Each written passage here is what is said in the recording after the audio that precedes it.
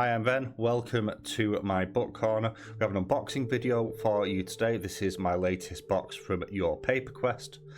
Link to their website will be down below, as is their YouTube channel. Now, full disclosure, I have already recorded this video, and by recorded, what I mean is spoken at the camera without having actually pressed record. So it's already open, so there's going to be a little bit less surprise in this one. So, first off, we're going to start off with the shout out that Your Paper Quest does when one of their featured authors has a new book come out. And this is one that we've already talked about on the channel. This is Third Lock from the Sun by Rex Burke. Up there if you want to know my thoughts on it. Really great fun, had a great time with it. It's a sci-fi fantasy set in on a remote Scottish island. It's great fun, well worth checking out. But on to the letter. Your Paper Quest, war, what is it good for? November is getting cold, the darkness is finally upon us. With the world in an ever more precarious situation, we look for stories that show the humanity and compassion that is often found in difficult times. We want to emphasise that even in times of struggle, there is always a reason to have hope. First, we have Famille by A.M. Vergara. Historical fiction at its finest, we find ourselves in the year 1759 in the Great Lakes. The French are at war with the British, and young Adam finds himself an unwilling participant to it all. He, Lydia, and Sophie must move quickly to share a secret message with soldiers at Fort Niagara, as any delays will end in certain death. Our second story is Wixon's Day by Phil Williams. A boatman who finds himself drifting through a dreary and post-apocalyptic world. Secrets slowly start to unravel as he tries to bring Red back to her parents. A slow burn with an oftentimes raw and philosophical take on what it means to live. And finally, this month we're fortunate enough to get to partner with Medway River Literary Festival. Be sure to check them out. I was hoping to go to this, but I had to cancel some of my leave, so unfortunately I've not been able to go this year. Hopefully I'll be able to go next year, and we'll get some footage while I'm there. Some of our previously featured authors will be giving talks about both self-publishing and writing. Be sure to stay tuned, and we'll make sure that it all gets shared with you. So there we go, and the rest is just for me. So there is a Medway River Literary Festival bookmark, which has a list of some of the authors that are included at the event, as well as the website, which I'll also put in the description as well. But let's get on to the actual book. So the first one is La Belle Famille, which is this one. So this is not my normal sort of read. This is historical fantasy. So we'll start with the stuff on the inside, and as always you have the Your Paper Quest bookmark with a quote on.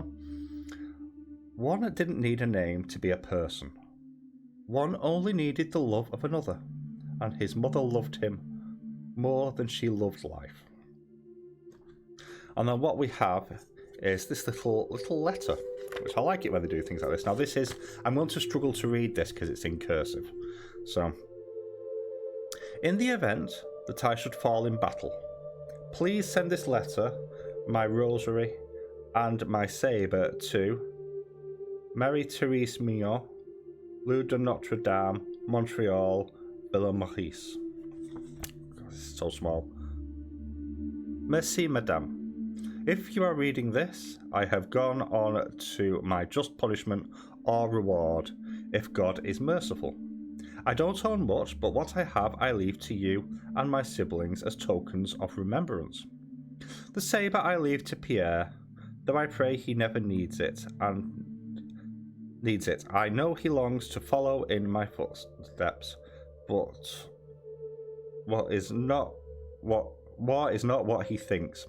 All gleaming bayonet and fields of everlasting glory.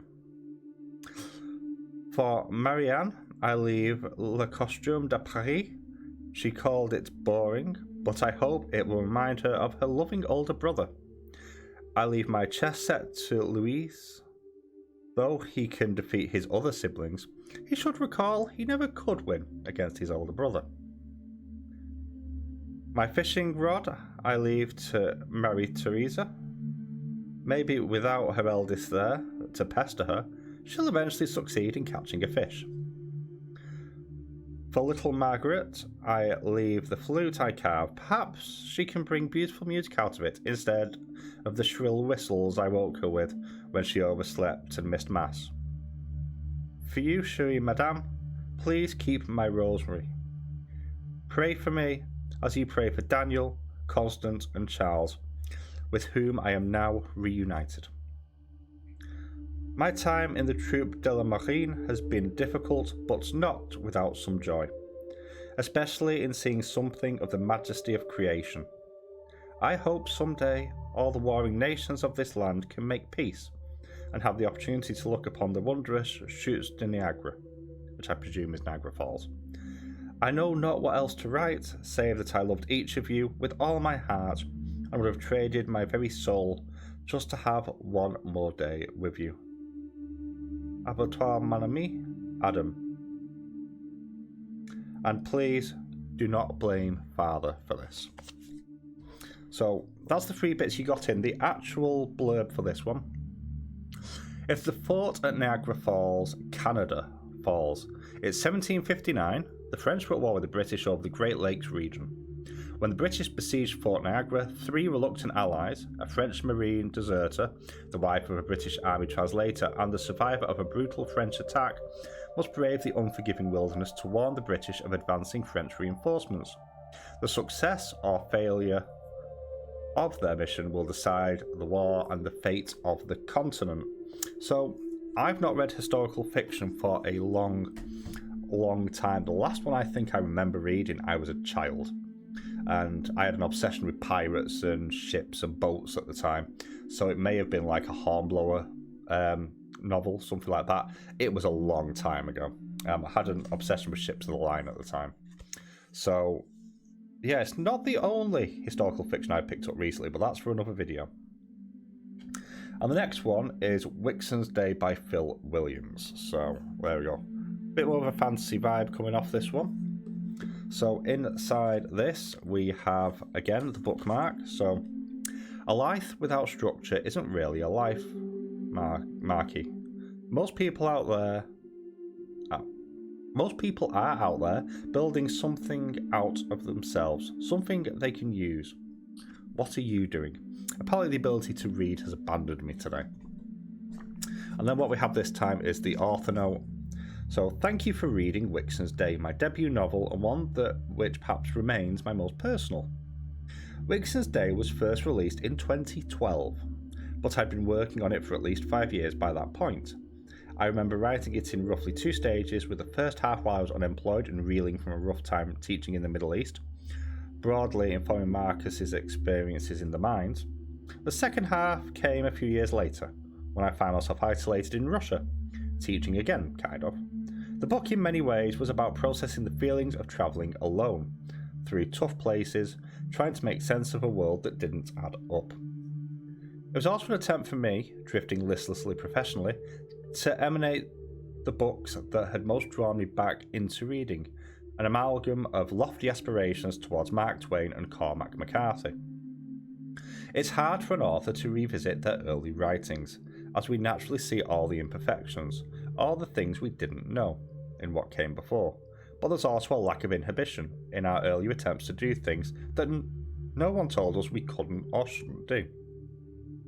That rawness of expression and ambition is something I look back on with wonder now, as I know I could never write the book the same way again.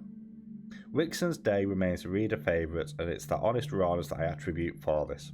I'm wholly and hugely thankful that it continues to plant little seeds out in this big, dark world. So, the blurb for this, a bit longer this one. We began Wixon's Day, latched our weapons to fight as the pipes called to play. We'd be men by night. Clouds conceal the nation of Astalia, where a lone boatman makes his way across its freezing landscape.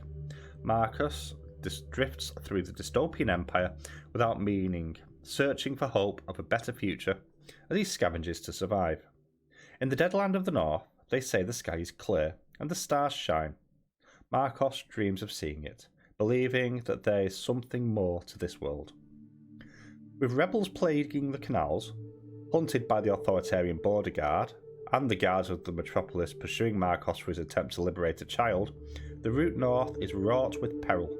Both the despotic militants who rule without governance and the ragged band of fighters who resist them vie for the boatmen's support, and Marcos is drawn into a war many don't realise exists.